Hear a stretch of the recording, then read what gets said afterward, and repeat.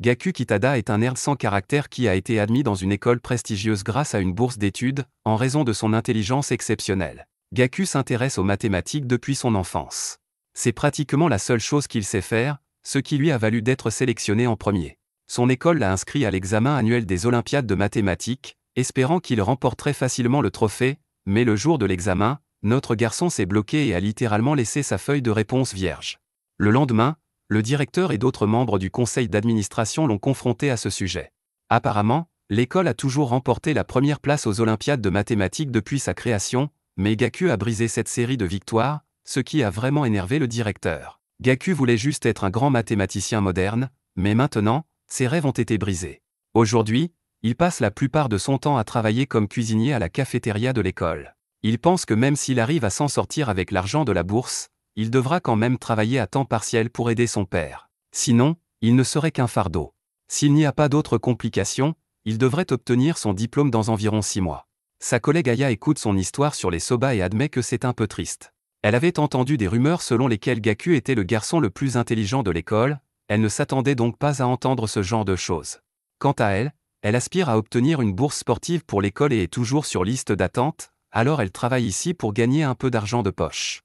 Cela mis à part, elle demande à Gaku de donner des cours particuliers à son neveu stupide, car il est très intelligent, mais il n'est pas vraiment doué pour l'enseignement. Il trouve que cuisiner est une tâche facile et sans effort, à tel point qu'il peut même se laisser aller à la rêverie pendant qu'il cuisine. Pendant qu'il cuisine, Gaku se renverse accidentellement du ketchup sur le visage. Aya panique et lui propose de l'essuyer immédiatement, mais Gaku n'y prête pas la moindre attention et continue de cuisiner. À ce moment-là, un homme aux cheveux clairs et vêtu d'une capuche entre dans la cafétéria et aperçoit le délicieux repas que Gaku vient de préparer. Gaku a fini de cuisiner, il en sert donc à Aya en guise de repas gratuit pour le personnel. Elle jette un coup d'œil et commence à saliver.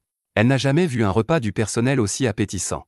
Elle prend une première bouchée et ses papilles gustatives sont transportées dans un tourbillon d'aventure. Puis, tout à coup, le jeune homme à la capuche entre et demande le même repas que celui qu'il vient de lui servir, mais Gaku refuse, prétextant que ce repas est réservé au personnel. Le type à la capuche s'en moque, il prend l'assiette de Gaku et commence à la dévorer, puis, une fois qu'il a fini, il tapote la tête de Gaku comme s'il s'agissait d'un chien et sort nonchalamment.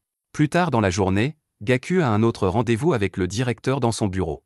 Il vient d'apprendre que Gaku a refusé de participer aux prochains concours olympiques de mathématiques. Gaku est le meilleur élève de l'école, et le directeur et le conseil d'administration estiment que ce serait l'occasion idéale pour lui de montrer la force de l'école et aussi une chance pour Gaku de se racheter après avoir échoué lors de la précédente compétition, mais Gaku a déjà pris sa décision. À cause de ce qui s'est passé lors de la dernière compétition, il estime qu'il n'a pas ce qu'il faut pour se démarquer dans les concours nationaux de mathématiques. Après avoir dit cela, Gaku s'excuse et sort. Le directeur est vraiment en colère. Il frappe du poing sur son bureau. En marchant dans le couloir, il croise un groupe de 3 jeunes gens, dont celui du milieu lui semble le plus familier. Avant qu'ils ne se croisent, le jeune homme au milieu demande à Gaku où se trouve le bureau du directeur. En le regardant de plus près, Gaku reconnaît le jeune homme qui est entré dans la cafétéria et lui a volé son repas. Il le met en garde de ne pas recommencer. Gaku lui demande dans quelle classe il est, et le jeune homme répond qu'il n'est pas étudiant ici. Il est en fait ici en tant que chef cuisinier.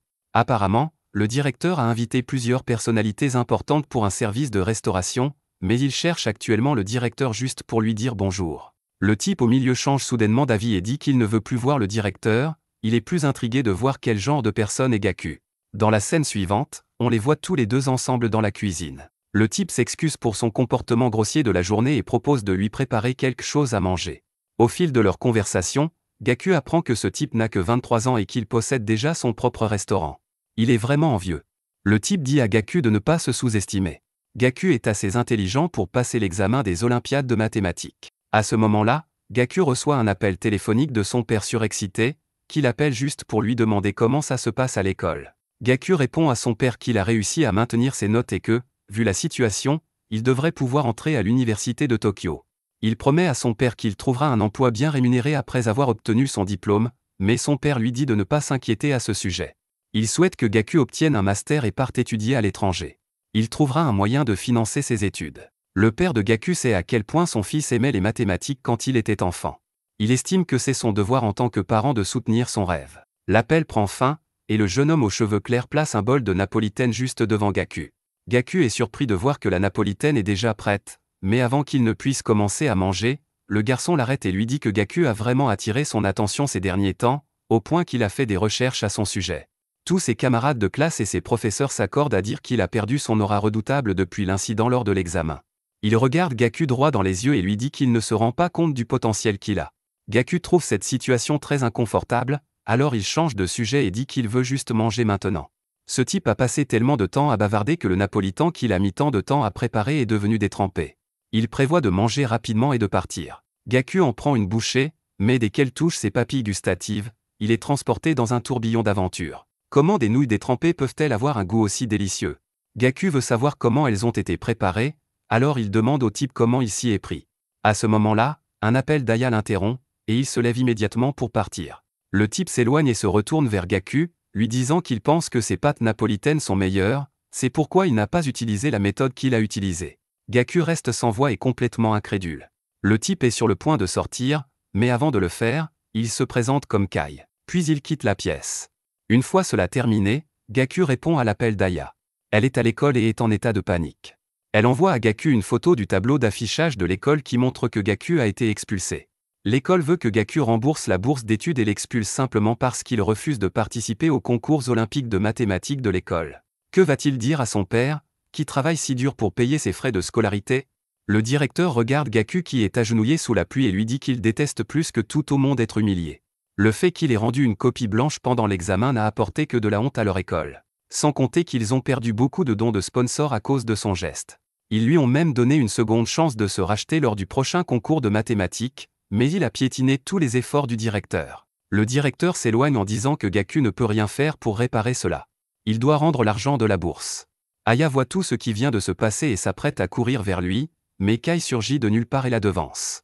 Plus tard dans la soirée, le directeur a une réunion importante avec des invités de marque. La réputation de son école est en jeu, il ne peut donc pas se permettre de leur servir de la nourriture de mauvaise qualité. C'est pourquoi il a invité les meilleurs chefs de la ville, et à mesure qu'ils entrent, le directeur les présente un par un. Les invités sont stupéfaits d'apprendre que Kai est un chef gastronomique et qu'il n'a que 23 ans. Kai est également le propriétaire du célèbre restaurant Chef K, qui est un restaurant une étoile dans la ville. Les invités sont stupéfaits en apprenant cela. Le directeur continue de flatter Kai inutilement, mais les invités ne sont que de plus en plus impressionnés. Peu après, la femme de chambre remet le menu au directeur. Il le consulte et est choqué de voir que le plat principal est des pâtes à la napolitaine. Le directeur sait que c'est un plat très basique, mais il décide tout de même de faire confiance à Kai. En réalité, Kai a kidnappé Gaku et le force actuellement à préparer une grande quantité de pâtes. Gaku ne supporte pas une telle tension et fait une dépression nerveuse. Il se sent comme un moins que rien qui ne servira jamais à rien. Il ne se sent pas digne de cuisiner pour les invités importants du directeur. Depuis les Olympiades de mathématiques, il a l'impression que son existence n'a aucun sens. Aya voit que cela affecte vraiment Gaku, alors elle suggère qu'il rentre à la maison, mais Kai l'interrompt en disant que s'il s'assoit et prépare de délicieuses pâtes napolitaines, il lui garantit que cela améliorera sa situation actuelle. Kai lui donne deux options, continuer à vivre paisiblement sa vie de perdant ou s'accrocher à cette lueur d'espoir qui pourrait changer sa vie. Gaku entend cela et pense à tous les efforts que son père a déployés pour l'amener là où il en est aujourd'hui, et il ne peut pas le décevoir. Gaku est toujours indécis, mais il enfile quand même son tablier et se met à cuisiner. Il commence à préparer le plat, mais il n'est pas du tout confiant. Il se demande pourquoi Kai tient tant à ce qu'il prépare des pâtes à la napolitaine alors que sa version était bien meilleure. Kai le regarde simplement avec un sourire en coin et lui dit qu'il doit sortir des sentiers battus pour réussir la parfaite napolitaine. Gaku réfléchit à cela et a une idée géniale. Il commence immédiatement à rincer les pâtes à l'eau froide, puis les met au réfrigérateur. Aya voit cela et est perplexe, car cela ne ferait que ramollir les pâtes. Kai, quant à lui, a un large sourire sur le visage. Peu après, le processus est terminé et les pâtes sont servies aux invités. Ceux-ci sont clairement impressionnés par la présentation, mais comment vont-ils réagir au goût? Les invités ont tous reçu les nouilles napolitaines. Ils les regardent et trouvent assez décevant que le chef ait préparé un plat aussi basique comme plat principal, mais après les avoir examinées de plus près, ils remarquent que ces nouilles ne ressemblent pas aux nouilles que l'on trouve habituellement dans les rues du Japon. Ils en prennent néanmoins une bouchée et écarquillent immédiatement les yeux, surpris par leur saveur délicieuse. Ils réfléchissent à toutes les saveurs qui composent ce plat et à la façon dont elles se marient bien ensemble. L'un d'eux va même jusqu'à dire qu'il sent de nouvelles saveurs exploser dans sa bouche à chaque bouchée. Cependant, l'un des invités arrogants déclare que le goût des pâtes est plutôt correct, mais qu'il préfère tout de même la cuisine haut de gamme.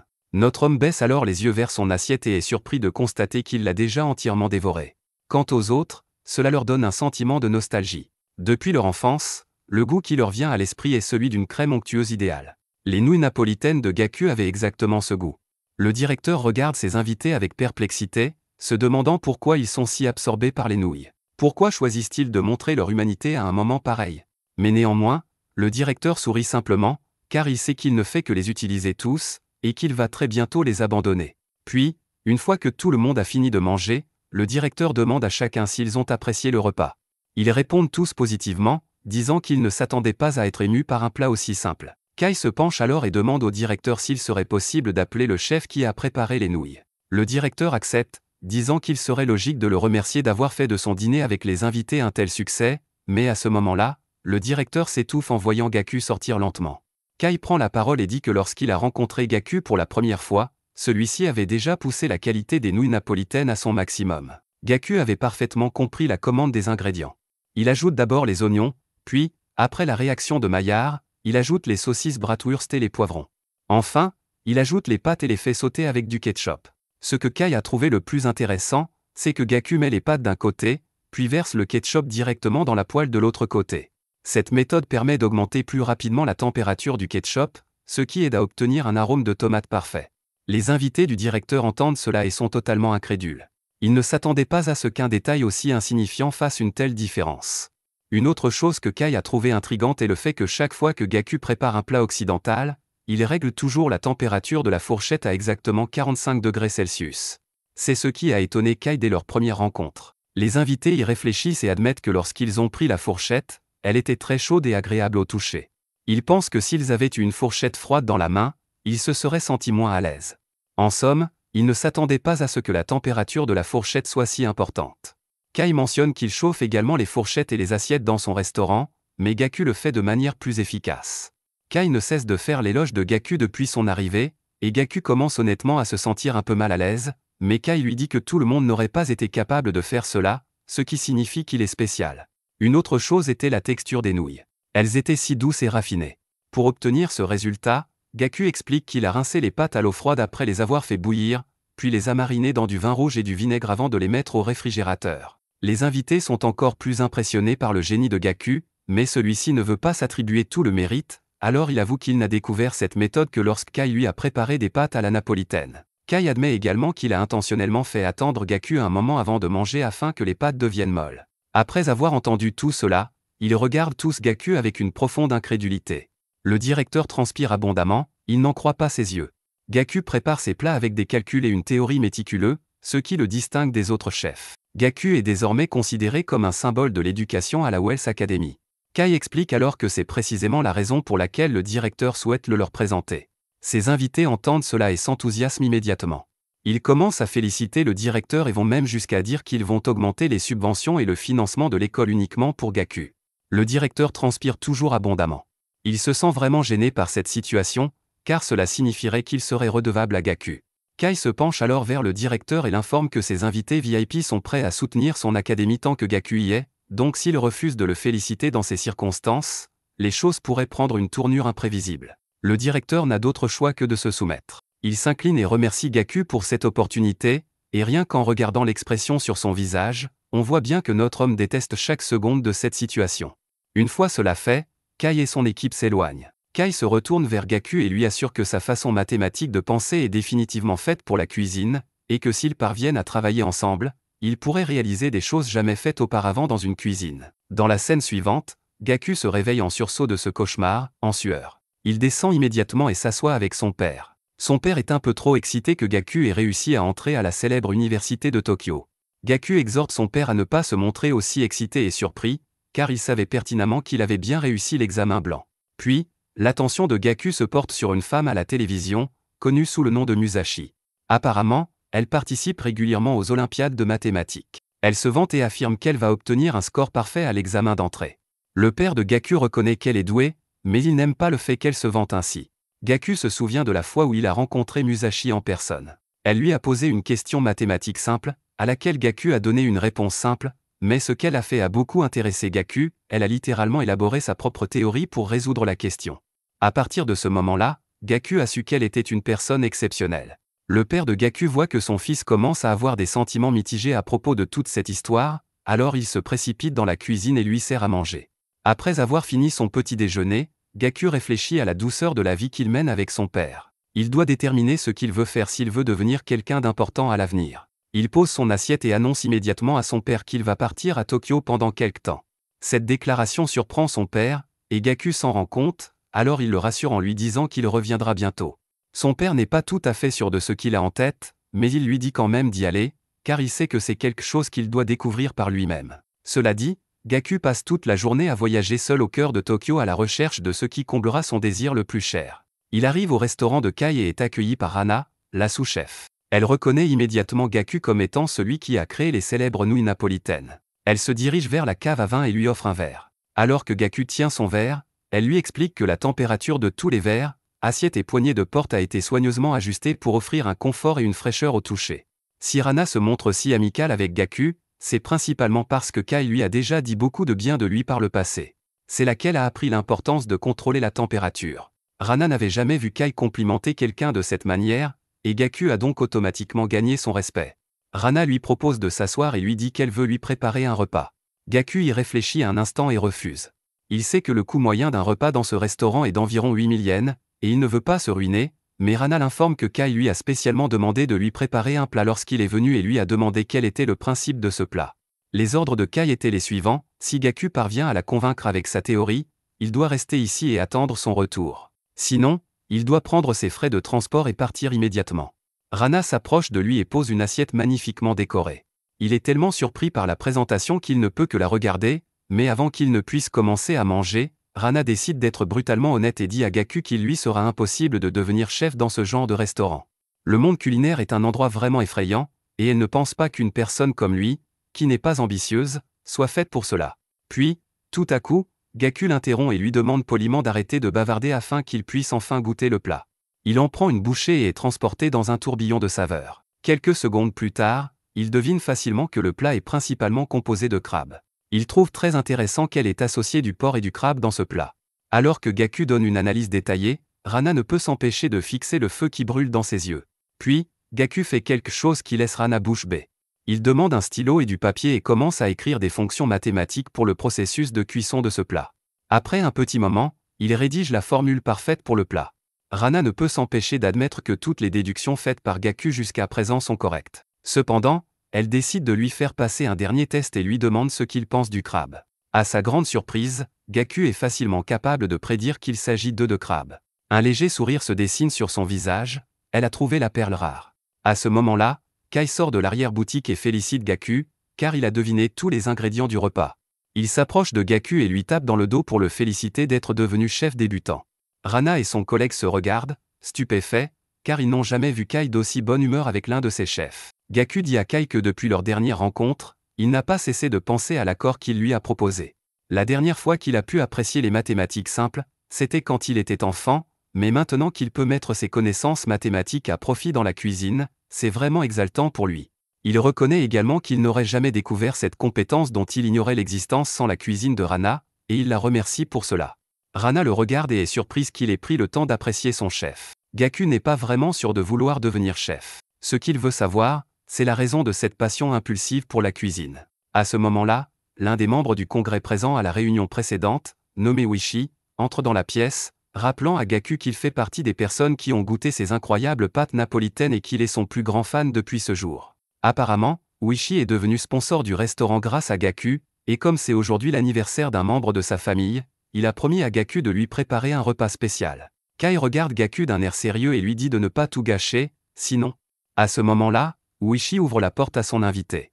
Gaku regarde vers la porte et voit que c'est Musashi, son ancienne rivale aux Olympiades de mathématiques. Il s'avère que Musashi est la fille du député. Elle le reconnaît et est surprise de le voir ici. Gaku informe Wishi qu'il a rencontré sa fille lors du tournoi des Olympiades de mathématiques, mais qu'ils ne se sont pas revus depuis le camp d'entraînement de printemps. En y réfléchissant bien, Gaku se rend compte que cela est tout à fait logique, étant donné qu'ils portent tous deux le même nom de famille. Wishi explique à Musashi que Gaku est l'incroyable chef qui l'a impressionné avec ses pâtes napolitaines. Gaku entend cela et commence à transpirer, ne sachant pas quoi dire, mais Kai lui dit de ne pas être toujours aussi modeste. C'est lui qui a préparé ces délicieuses pâtes ce jour-là, il devrait donc se comporter en conséquence. Kai ne s'attendait toutefois pas à une telle coïncidence, lui et le client venant du même camp d'entraînement pour les Olympiades de mathématiques. Kai informe Musashi que Gaku prépare ses meilleurs plats en utilisant une approche mathématique. Musashi entend cela et est choquée. Elle regarde Gaku et lui demande si cela signifie qu'il a renoncé à devenir mathématicien. Son père suppose que Musashi serait intéressé par la cuisine préparée à la manière d'un mathématicien. Cependant, elle répond que depuis son enfance, elle a toujours été intéressée par la pensée mathématique de Gaku. La première fois qu'elle a rencontré Gaku, c'était lors d'un concours de mathématiques olympiques. Un jour, elle a pris son courage à deux mains pour aller le voir et lui poser une question. Après avoir fait sa connaissance, elle a été fascinée par sa façon de penser mathématique. À l'époque, elle affirme que Gaku avait des techniques uniques pour résoudre les problèmes, et qu'il semblait vraiment s'amuser en les résolvant. Cependant, elle ne s'intéresse plus à lui. Lorsqu'ils se sont revus après une longue période de séparation, elle a trouvé que sa façon mathématique de penser s'était détériorée au point de devenir ennuyeuse. Elle pense donc que continuer à parler à Gaku n'aurait qu'un effet négatif sur son intelligence. De plus, elle ne s'intéresse pas du tout à la nourriture, elle ne voit donc aucune raison de rester ici. Elle se retourne pour partir, mais avant qu'elle ne puisse le faire, Kai l'interpelle et lui demande pourquoi elle prétend être une si grande mathématicienne alors qu'elle ne veut même pas goûter à la nourriture préparée selon une approche mathématique. Gaku se rend compte que Kai prend sa défense, alors notre garçon change d'expression et admet que ses paroles l'ont un peu blessé, mais que ce n'est pas grave. Son devoir aujourd'hui est de cuisiner pour elle et de s'assurer que c'est délicieux. Il lui demande de réfléchir une dernière fois à l'idée de goûter son plat. Elle y réfléchit une seconde et finit par accepter, puis elle s'assoit avec son père et on lui dit que le repas lui sera servi dans environ 1 heure. Pendant ce temps, dans la cuisine, Gaku a un peu de mal à choisir les ingrédients à utiliser pour le repas. Bien qu'on lui ait dit qu'il pouvait utiliser tout ce qu'il voulait, les ingrédients ici sont beaucoup trop extravagants et il n'y est pas habitué. Au même moment, Rana se trouve à l'avant de la cuisine et est actuellement en colère contre Otei, le sous-chef, qui arrive toujours en retard au travail, mais Otei se défend en disant qu'il est allé chercher le vin pour le plat qu'il s'apprête à préparer. Le fait que Gaku ait été totalement ignoré lui fait réaliser que Rana avait raison de dire que la cuisine était un champ de bataille. L'ambiance y est si tendue qu'il ne peut même pas poser de questions, mais à ce moment-là, quelque chose de surprenant se produit, Kai propose d'être l'assistant de Gaku. Il estime que Gaku est encore un amateur en matière de préparation des ingrédients, mais il promet de ne pas interférer avec ses idées. Kai dit même qu'il serait prêt à lui expliquer les caractéristiques des ingrédients, car il souhaite simplement le voir donner le meilleur de lui-même. Gaku admet que cela l'aiderait beaucoup. Il prévoit de recréer l'idée culinaire de Rana de tout à l'heure, alors il demande à Kai de lui indiquer la valeur umami de chaque ingrédient. Gaku est surpris de voir Kai commencer à écrire la valeur de chaque ingrédient de mémoire. Kai mentionne qu'il connaît simplement la valeur approximative de chacun d'entre eux. Il a une compréhension générale des caractéristiques des autres ingrédients, qui peuvent facilement être trouvés sur Internet. Une fois qu'il a fini d'écrire, il s'écarte pour montrer le tableau à Gaku et lui dit que le plat préparé par Rana se composait de 2 saveurs umami, l'acide inosinique et l'acide glutamique. Il ajoute à Gaku que s'il combine ces 2 ingrédients, il est convaincu qu'il pourra préparer un plat qui surpassera celui de Rana. Rana entend cela et semble plutôt perplexe, car Kai a omis un détail très important. Kai se retourne vers elle et lui fait signe de ne rien dire. Il s'agit d'un simple test qu'il fait passer à Gaku, mais celui-ci comprend immédiatement et affirme qu'il y a certainement plus de 2 composants umami. Le personnel entend cela et est stupéfait de voir comment il en est arrivé à cette conclusion. Pour obtenir le même effet synergique que le plat de Rana, il faudrait un 3e composant umami, telle est son hypothèse.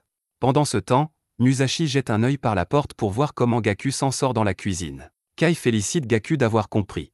Kai a volontairement omis de mentionner le 3e composant, car il voulait que Gaku réfléchisse et trouve la réponse par lui-même. S'il n'était pas parvenu à cette conclusion, cela aurait signifié qu'il se contentait de copier la recette de Rana, et dans ce cas, il aurait simplement dit à Gaku de dégager. Cela dit, Rana verse un peu de bouillon d'huître dans une assiette pour que Gaku le goûte. Il en prend une gorgée et s'étouffe presque lorsqu'il se rend compte que la formule qu'il vient de donner pour la recette ne tient pas la route. Rana lui explique qu'il s'agit d'un double piège tendu par Kai. Le bouillon d'huître a été ajouté uniquement pour imiter l'effet de synergie, c'était juste un ajout inutile pour déstabiliser Gaku.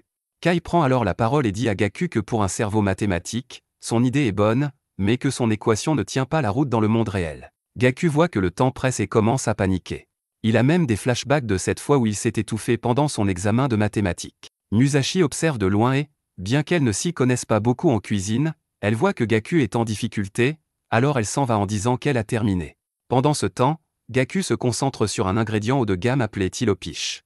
Gaku pense que le tilopish serait la variable manquante dans son équation, et au moment où il dit cela, Kai sourit et dit qu'il vient de trouver la solution. Gaku note la recette à base de tilopish, de pétoncle et de prashido. C'est leur seule chance pour l'instant. Un membre du personnel vient annoncer qu'il est presque l'heure de servir l'accompagnement, Alors ils travaillent tous aussi vite que possible pour préparer le poisson à queue, et une fois que c'est fait, la serveuse l'apporte au client pour qu'il le déguste. Musashi et son père prennent leur première bouchée du plat et restent instantanément sans voix devant son goût délicieux. Son père commence à s'enthousiasmer car il constate que l'assaisonnement parfait fait ressortir les caractéristiques du poisson à queue. Il n'aurait jamais pensé que cela se marierait si bien avec le prashido. L'ajout de riz au fond était la cerise sur le gâteau, car il lie parfaitement les deux saveurs présentes dans le plat. Ce sentiment est le même que celui qu'il a ressenti lorsqu'il a goûté les pâtes napolitaines, le même sentiment chaleureux et familier. Musashi est encore essoufflée, elle demande à Gaku quel est le nom de ce plat. Il répond, ce plat est connu sous le nom d'okazuke. C'était un plat que le père de Gaku lui préparait souvent quand il était enfant. Cependant, il est surtout préparé lors d'occasions spéciales. Gaku a réalisé que lorsqu'il cuisinait pour des clients, il ne pouvait pas se fier uniquement aux valeurs numériques de l'umami. Il devait se fier à son propre jugement pour obtenir la meilleure saveur possible. Musashi entend cela et est d'accord avec Gaku, affirmant que s'en tenir à des règles et à des valeurs en cuisine ne ferait que rendre le processus rigide, et qu'il faut laisser une certaine marge de manœuvre. Kai intervient alors et dit que la cuisine n'a rien à voir avec l'opinion subjective du chef, mais plutôt avec celle du client. À la fin de la soirée, il raccompagne tous les clients à leur voiture, mais avant leur départ, Gaku apprend que Musashi a laissé son carnet dans le restaurant, et il le lui remet. Elle écarquille immédiatement les yeux de surprise et le lui arrache des mains. Après cela, elle le remercie simplement pour le repas et s'éloigne, le visage impassible. Alors que le député s'éloigne en voiture avec Musashi, il lui dit qu'elle n'aurait pas dû réagir aussi froidement envers Gaku après qu'il lui ait rendu son cahier, car c'était finalement un geste très gentil de sa part. Mais il ignore que Musashi idolâtre Gaku depuis toujours et qu'elle possède une photo d'eux deux ensemble. De retour au restaurant, Gaku se tourne vers Kai et lui demande gentiment de le laisser venir travailler ici après avoir obtenu son diplôme. Le plaisir qu'il éprouvait à résoudre des problèmes mathématiques lui semblait être un souvenir d'enfance abandonné, mais il commence enfin à retrouver ce sentiment. Cependant, Kai se souvient que Gaku rêvait autrefois de devenir mathématicien, alors il lui demande ce qu'il compte faire à ce sujet. Gaku répond qu'il trouvera un moyen de convaincre son père. De plus, il peut entrer à l'université de Tokyo quand il le souhaite, mais c'est le seul endroit où il peut trouver ce genre d'impulsion. Il veut ouvrir les portes de la vérité dans le monde de la cuisine. Cela dit, Kai lui serre la main et accepte sa proposition. Après l'obtention de leur diplôme, les étudiants sont réunis pour une assemblée générale. Gaku est désormais le sujet de conversation de toute l'école. Il a réussi à entrer à l'université de Tokyo, qui est l'université avec le taux d'acceptation le plus bas du pays, mais même après cela, il a immédiatement abandonné ses études. À la fin de l'événement, Aya apprend qu'il a abandonné ses études et lui demande si c'est vraiment ce qu'il veut faire. Aya a obtenu son admission grâce au programme sportif d'une université à l'autre bout du pays. Si jamais il rencontre des difficultés, elle lui dit de ne pas hésiter à l'appeler. Le père de Gaku sait que son fils va se lancer tête baissée dans une voie qu'il n'a jamais empruntée et que cela sera difficile, mais il souhaite avant tout que Gaku poursuive ses rêves. Avant de lui dire au revoir, il lui conseille de faire de son mieux et de ne pas oublier qu'il n'a pas à affronter seul les difficultés, car il a un foyer où il peut revenir quand il le souhaite. Sur ces mots, ils se disent au revoir et Gaku prend la route. Assis dans la voiture, Gaku ne peut s'empêcher de se sentir coupable que son père ait voulu qu'il étudie et obtienne son diplôme à l'université de Tokyo, alors qu'il n'a réussi qu'à être admis. Gaku ne sait pas ce que l'avenir lui réserve, mais il espère sincèrement que cela en vaudra la peine.